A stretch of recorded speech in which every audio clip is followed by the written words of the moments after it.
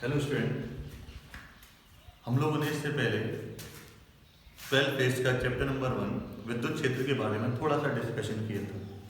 तो डिस्कशन को मैं थोड़ा सा आपको रिवाइज करूंगा और रिवाइज करते हुए फिर हम आगे की तरफ बढ़ते हुए जाएंगे। तो उसमें जो सबसे पहला टॉपिक आप लोगों ने पढ़ा था, याद हो, आपने पढ़ा था स्थिर विद्युतिकी। और स्थिर विद्युतिकी मैंने आपको बताया था कि भौतिकी की वह शाखा होती है जिसमें स्थिर आवेशों और उनके मध्य की अनुक्रियाओं का अध्ययन किया जाता है, वो कहलाती है स्थिर विद्युतिकी। फिर मैंने आपसे कहा था कि आप आवेश का अध्ययन करना चाह रहे हैं, तो सबसे पहला क्वेश्चन हमारे सामने आता है कि आवेश क्या है। तो आवेश के बारे में मैंने आपको बताया था कि आवेश पदार्थ का वह गुण है जिसके कारण वह विद्युत क्षेत्र और चुंबकीय क्षेत्र उत्पन्न करता है तथा स्वयं विद्युत क्षेत्र और चुंबकीय क्षेत्र का अनुभव भी करता है। उसे हम लोग क्या कहते हैं? आवेश। इसके बाद क्वेश्चन आता है कि आवेश की उत्पत्ति किस प्रकार होती है। तो मैंने आपको बताया था आवेश की उत्पत्ति इलेक्ट्रॉन के स्थानांतरण से होती है। जब इलेक्ट्रॉन एक बॉडी से यानी एक वस्तु से दूसरी वस्तु में स्थानांतरित होते हैं तो उसकी वजह से किसकी उत्पत्ति होती है? आवेश। अच्छा, इसके बाद हम बात करते हैं, ये पॉइंट आपको याद रखना है कि हम बात करेंगे कि मिल्टन नाम के एक वैज्ञानिक थे। मिल्टन ने प्रयोग किया था तेल बूंद प्रयोग, और तेल बूंद प्रयोग के आधार पर इन्होंने बताया था कि इलेक्ट्रॉन पर जो आवेश का मान होता है वो 1.6 गुणा 10 की घात -19 कूलम होता है। क्या बताया था कि मिल्टन ने क्या किया था? तेल बूंद प्रयोग, और तेल बूंद प्रयोग से उन्होंने बताया कि इलेक्ट्रॉन पर आवेश का मान होता है 1.6 गुणा 10 की घात -19 कूलम। अच्छा, इसके बाद हम लोग बात करें तो हम कहते हैं कि भाई आवेश दो प्रकार के होते हैं, एक धनावेश और दूसरा होता है ऋणावेश। ये जो धनावेश और ऋणावेश शब्द हैं ये थे बेंजामिन फ्रैंकलिन, यानी बेंजामिन फ्रैंकलिन नाम के वैज्ञानिक थे। उन्होंने हमारे लिए शब्द दिए थे धनावेश और ऋणावेश। यहाँ तक का मैं आपको पहले ही बता चुका हूँ। अब जब हम थोड़ा सा आगे जाते हैं, अब जैसे हमने दो प्रकार के आवेश बात कर लिए, धनावेश हो गया और ऋणावेश हो गया, तो इसके आधार पर पदार्थ कितने प्रकार के होते हैं। तो हम कहते हैं पदार्थ दो प्रकार के होते हैं, एक तो होता है धनावेशित पदार्थ और दूसरा होता है ऋणावेशित पदार्थ। अच्छा, हम लोगों ने डिस्कशन किया था तो हमने देखा कि धनावेश कैसे आता है। तो हमने कहा था कि भाई धनावेश कब आता है? जब कोई भी पदार्थ इलेक्ट्रॉन को त्याग देता है तो उसमें धनावेश आ जाता है, और जब ग्रहण कर लेता है तो ऋणावेश आ जाता है। तो सेम यहाँ पर अगर कोई वस्तु इलेक्ट्रॉन को त्याग देती है तो कैसी हो जाती है? धनावेशित, और यदि इलेक्ट्रॉन को ग्रहण कर लेती है तो कैसी हो जाती है? ऋणावेशित। अब क्वेश्चन आता है कि इलेक्ट्रॉन को त्यागे जाने पर और इलेक्ट्रॉन को ग्रहण किए जाने पर वस्तु धनावेशित और ऋणावेशित तो हो जाती है, लेकिन क्या उसके द्रव्यमान में भी कोई परिवर्तन आता है? तो आता है या नहीं आता, इसको जरा सा हम समझते हैं। तो आप जानते हैं किसी पदार्थ की बात करें तो कोई भी पदार्थ अणु और परमाणु से मिलकर बना होता है। परमाणु में क्या होता है? परमाणु का केंद्र धनावेशित होता है और परमाणु के धनावेशित केंद्र को नाभिक कहते हैं, और नाभिक के चारों में जो इलेक्ट्रॉन होते हैं वो स्थायी वृत्ताकार कक्षाओं में चक्कर लगाते रहते हैं। धनावेशित केंद्र कहलाता है नाभिक, और इलेक्ट्रॉन क्या करते हैं? स्थायी वृत्ताकार कक्षाओं में चक्कर लगाते हैं। यानी अगर मैं किसी भी परमाणु के द्रव्यमान की बात करूं तो परमाणु का द्रव्यमान तीन चीजों से मिलकर बना होगा। उसके अंदर उपस्थित इलेक्ट्रॉन के द्रव्यमान, उसके अंदर उपस्थित प्रोटॉन के द्रव्यमान, और उसके अंदर उपस्थित न्यूट्रॉन के द्रव्यमान। यानी जो परमाणु का द्रव्यमान है वो प्रोटॉन, इलेक्ट्रॉन और न्यूट्रॉनों के द्रव्यमानों के योग के बराबर होना चाहिए। जैसे मैं आपसे कहता हूं, सपोज करें कि हमारे पास कोई निकाय है, निकाय में मेरे पास 10 कण हैं, और जो प्रत्येक कण है ना उसका द्रव्यमान 2 किलोग्राम है, या चलो 2 ग्राम मान के चल लेते हैं। 2 ग्राम है तो निकाय का पूरा द्रव्यमान हो जाएगा 20 ग्राम। अब हम क्या करते हैं, इस निकाय में से एक कण को हटा देते हैं।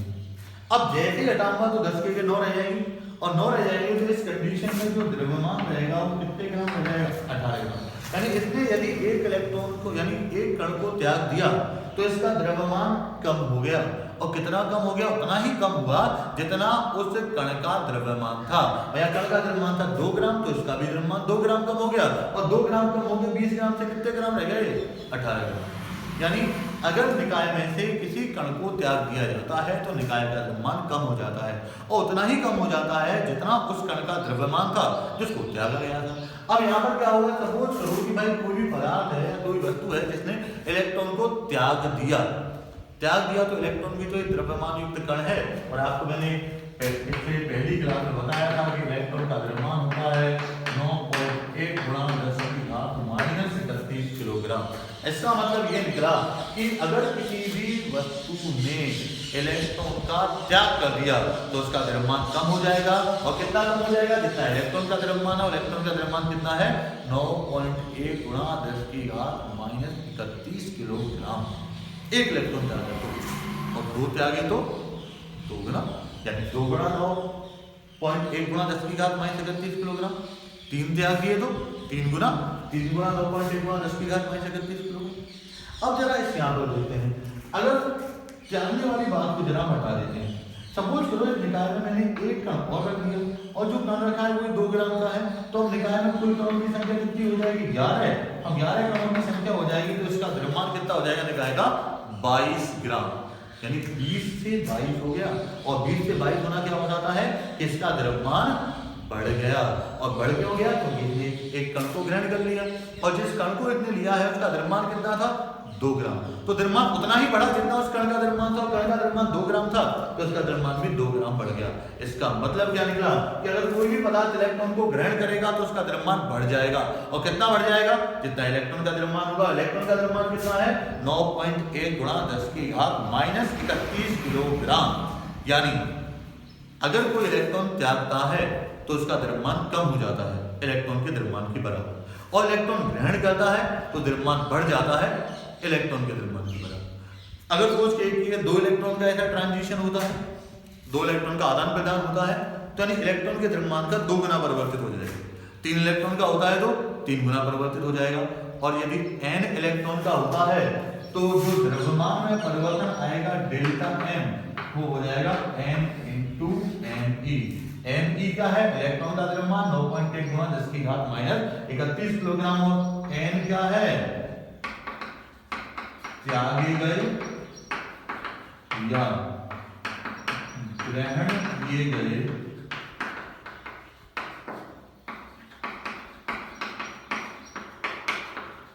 इलेक्ट्रॉनों की संख्या। यानी जो इलेक्ट्रॉन त्याग रहा है उनकी संख्या या जो इलेक्ट्रॉन ग्रहण कर रहा है उनकी संख्या। त्यागेगा तो कम हो जाएगा, ग्रहण करेगा तो बढ़ जाएगा, लेकिन अंतर कितना आएगा, इलेक्ट्रॉन के द्रव्यमान के बराबर। और जितनी इलेक्ट्रॉन की संख्या है उससे इसका गुणा। क्लियर सभी को? तो 2 प्रकार के पदार्थ, एक धनावेशित और दूसरा ऋणावेशित। धनावेशित पदार्थ कब होता है, जब इलेक्ट्रॉन का त्याग कर देता है। त्याग कर देता है तो उसके द्रव्यमान में कमी हो जाती है। ऋणावेशित पदार्थ कब होता है, जब इलेक्ट्रॉन को ग्रहण कर लेता है। ग्रहण कर लेता है तो द्रव्यमान में वृद्धि हो जाती है। यहाँ तक क्लियर सभी को? और मैंने आपको द्रव्यमान में परिवर्तन का सूत्र यहाँ पर बता दिया। डेल्टा m बराबर होता है n × me। me इलेक्ट्रॉन का द्रव्यमान और n क्या है, त्यागे गए या ग्रहण किए गए इलेक्ट्रॉनों की संख्या। क्लियर सभी को? अच्छा, इसके बाद थोड़ा सा हम आगे चलते हैं और हम आवेश की मात्रा की बात करते हैं। तो हम आवेश की मात्रा की बात करते हैं तो हम कहते हैं कि जो आवेश का SI मात्रक होता है वो आवेश का SI मात्रक होता है कूलाम, जिसको हम C से प्रदर्शित करते हैं। क्या होता है, कूलाम होता है, जिसको हम C से प्रदर्शित करते हैं। अब आप चाहें तो इसको माइक्रो कूलाम भी कह सकते हैं। माइक्रो करते हैं 10⁻⁻6 से गुणा कर देंगे, नैनो करते हैं 10⁻⁹ से गुणा कर देंगे। इसके अलावा इसके जो अन्य मात्रक हैं उसमें एक मात्रक आता है ESU, और हम कहते हैं 1 कूलम बराबर होता है 3 × 10⁻⁹ ESU। और या इसको कह सकते हैं 1/10 EMU। तो मैंने आपको क्या बताया, एक तो कूलाम होता है इसका ऐसे पद्धति मात्रक। अन्य मात्रकों की बात करें तो आप ESU कह सकते हैं और EMU भी कह सकते हैं। ESU को हम कहते हैं, E यहाँ से आता है इलेक्ट्रो, S आता है स्टैटिक और U आता है यूनिट। तो ESU का मतलब क्या हो गया, इलेक्ट्रोस्टैटिक यूनिट। और EMU की बात करें तो ये वही इलेक्ट्रो, अब M यहाँ पर आएगा मैग्नेटिक और यू आएगा यूनिट। तो ESU का मतलब हो गया इलेक्ट्रोस्टैटिक यूनिट और EMU का मतलब क्या हो गया इलेक्ट्रोमैग्नेटिक यूनिट। अब ये तो मैंने आपको SI पद्धति में मात्रक बता दिया कूलम। अगर मैं सीजीएस पद्धति में मात्रक की बात करूं तो सीजीएस पद्धति में इसका मात्रक होता है ESU और ESU के अलावा इसको एक नाम और दिया जाता है, वो होता है स्टेट कूलम और या इसको एक और नाम दिया जाता है जो होता है फ्रैंकलिन। तो सीजीएस पद्धति में इसका मात्रक होता है ESU या आप क्या कह सकते हैं स्टेट कूलम या आप क्या कह सकते हैं फ्रैंकलिन। अच्छा, अगर मैं आवेश की बात करूं तो जो आवेश का सबसे बड़ा मात्रक होता है वो होता है फैराडे और फैराडे को हम किससे रिप्रेजेंट करते हैं F से और इसका मान होता है 96,500 कूलम। तो मात्रक की बात करें सबसे पहले तो हम कहते हैं SI पद्धति में इसका मात्रक क्या होता है कूलम होता है। कूलम किससे प्रदर्शित करते हैं C से। इसके अलावा अगर मैं बात करूं तो एक मात्रक क्या होता है ESU और दूसरा मात्रक क्या होता है EMU। ESU को हम क्या कहते हैं इलेक्ट्रोस्टैटिक यूनिट, EMU को हम क्या कहते हैं इलेक्ट्रोमैग्नेटिक यूनिट। और कूलम को यदि ESU में बदलना है तो किससे गुणा करेंगे आप लोग 3 गुणा 10 की घात 9 से और कूलम को यदि EMU में बदलना है तो फिर किससे गुणा करेंगे आप 1/10 से। तो अगर कूलम को आपको ESU में बदलना है तो किससे गुणा करेंगे आप 3 गुणा 10 की घात 9 से और EMU में बदलना है तो 1/10 से। और सीजीएस पद्धति में इसका जो मात्रक होता है वो क्या होता है ESU जिसको हम स्टेट कूलम भी कहते हैं। और अगर मैं आवेश के सबसे बड़े मात्रक की बात करूं तो आवेश का सबसे बड़ा मात्रक क्या होता है फैराडे और एक फैराडे बराबर क्या होता है 96,500 कूलम। क्या तक क्लियर सभी को, कोई दिक्कत? अच्छा, जैसे अब हम यहाँ तक पढ़ लें तो एक टॉपिक और मैं थोड़ा सा आपको बता देता हूँ, उसके बाद हम आवेशन की विधियों पर जाएंगे। और आवेशन की विधियां बहुत इंपॉर्टेंट है जो कि बहुत कंसेप्चुअली भी मैं आपको समझाऊंगा। आवेशन की विधियों को हम इस प्रकार से पढ़ेंगे कि हमको कहीं रटने की आवश्यकता ना पड़े, हम जो पढ़ेंगे उसी से कंसेप्ट निकाल के उसी से आवेशन की विधियां हम लेते हुए जाएंगे। अच्छा, लेकिन उससे पहले आप चाहें तो यहाँ एक कूलम की परिभाषा भी लिख सकते हैं। भाई जब कूलम ले लिया तो एक की परिभाषा भी लिख। अब एक की परिभाषा हम बार बार पढ़ते आए तो एक की परिभाषा कभी रटते नहीं। आप क्या करें कि जिसकी परिभाषा लिखना चाह रहे हैं उसका सूत्र लिखें। सूत्र में जितनी भी राशि आनी है सबका मान 1 का दें तो 1 की परिभाषा आ जाएगी। जैसे कूलम आवेश का मात्रक है तो अगर मैं आपसे बात करूं तो आपने विद्युत धारा का एक सूत्र पढ़ा होगा I = dq/dt जो 10वीं क्लास में भी आ जाता है। यहाँ से अगर मैं आवेश का सूत्र निकालना चाहूँ तो dq बराबर क्या आएगा I/dt। अब यदि मैं आप लोगों से कहूँ कि भैया I बराबर 1 एम्पियर हो जाए, dt बराबर 1 सेकंड हो जाए तो 1 × a dq बराबर कितना आएगा आपका 1 कूलम। अब जरा इसकी परिभाषा बताते हैं। विद्युत धारा चालक से प्रवाहित हो रही है तो यानी चालक से प्रवाहित होने वाली धारा का मान कितना हो 1 एम्पियर और वो धारा कैसी होनी चाहिए स्टेबल स्थायी होनी चाहिए। भाई 1 एम्पियर नियत मान की धारा प्रवाहित हो रही है तभी तो है, अगर परिवर्तित होगा तो फिर तो अलग अलग हो जाएगा। तो आप नियत धारा भी कह सकते हैं स्थायी धारा भी कह सकते हैं। तो मैं कह रहा हूँ कि भाई अगर चालक से 1 एम्पियर मान की स्थायी धारा प्रवाहित हो और dt यानी समय कितने सेकंड के लिए हो 1 सेकंड के लिए, तो उस कंडीशन में जो चालक से आवेश प्रवाहित होता है वो कितना हो जाता है 1 कूलम। तो क्या परिभाषा हुई, यदि किसी चालक से 1 एम्पियर मान की स्थायी धारा 1 सेकंड तक प्रवाहित होती है तो चालक से प्रवाहित होने वाला आवेश 1 कूलम कहलाता है।